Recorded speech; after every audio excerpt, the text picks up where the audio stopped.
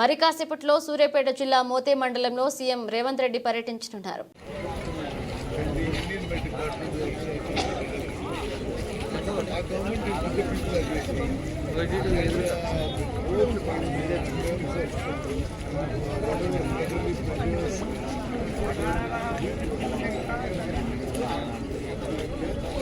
స్ట్రైట్గా వస్తుండండి, మీరు రైట్ రూట్లో వస్తుండండి.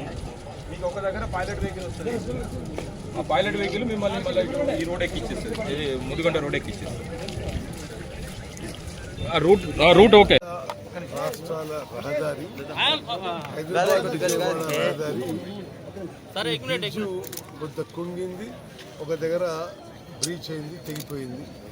మరి నేషనల్ హైవే అథారిటీ వాళ్ళు వచ్చారు, వాళ్ళు వెంటనే మరమ్మతులు చేపడతామని చెప్పారు. ఇప్పటికైతే హైదరాబాద్ విజయవాడ పోవడానికి అధికారులు సూచించే సూచన ఏంటంటే అందరూ ప్రయాణికులు వయా నల్గొండ ప్రయాణం చేస్తే బెటర్ అని. ఈ హైదరాబాద్ విజయవాడ హైవే టెంపరీగా క్లోజ్ అయింది, ఇంకా ఎగ్జామిన్ చేయడం జరుగుతుంది. బీచ్ అది ఆంధ్ర సైడ్ కొలాప్స్ అయింది, ఆంధ్ర సైడ్.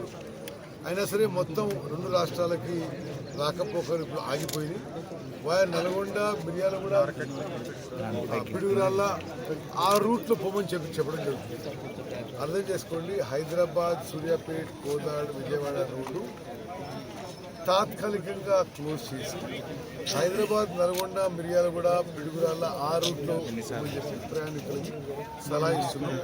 దీని మరమ్మతులు కూడా వెంటనే చేపడతారు. సరే, ఇంకోటి కోదాడలో 2 చనిపోయారు, ఆక్రమణ కారణంగానే వరదలు వచ్చాయనేది బాగా స్థానికులు అంటున్నారు. దాని మీద మీరు ఎలాంటి యాక్షన్ తీసుకోవచ్చు? తప్పనిసరిగా ఒకటి అర్బన్ బాడీస్లో, టౌన్స్లో, మున్సిపాలిటీస్లో చాలా స్పష్టంగా నిరూపించబడ్డది ఏంటంటే ఈ చెరువుల ఆక్రమణ, ఈ కాలువల ఆక్రమణ, ఈ కుంటల ఆక్రమణ, మనము దానికి చాలా పెద్ద మూల్యం చెల్లిస్తున్నాం.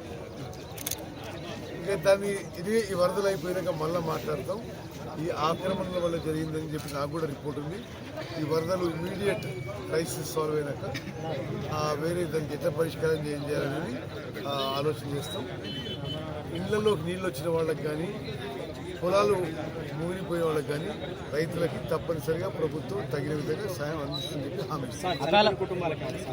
తప్పనిసరి సాయంత్రం ప్రకటిస్తాం. అకాల వర్షం కారణంగా హైడ్రా అనేది తెర మీదకి వచ్చింది. దాని మీద రాష్ట్ర వ్యాప్తంగా ఏమన్నా చట్టం చేయబోతున్నారు? సరే, అన్ని చట్టం ఉంది. చెరువులు, కుంటలు, కాలువలు ఆక్రమించుకునే చట్టాలు ఉండనే ఉన్నాయి. ఇప్పటివరకు ఉల్లంఘించబడ్డాయి. ఇప్పుడు అది మంచిది కాదని తేలిపోయింది. ముఖ్యమంత్రి గారు 2 గంటల్లో హైదరాబాద్ టు ఖమ్మం వయా సూర్యాపేట పోతున్నారు. సూర్యాపేటలో వారిని నేను కలిసి సూర్యాపేట జిల్లా విషయం, ఇది ఈ వరదల విషయంలో మాట్లాడబోతున్నాను.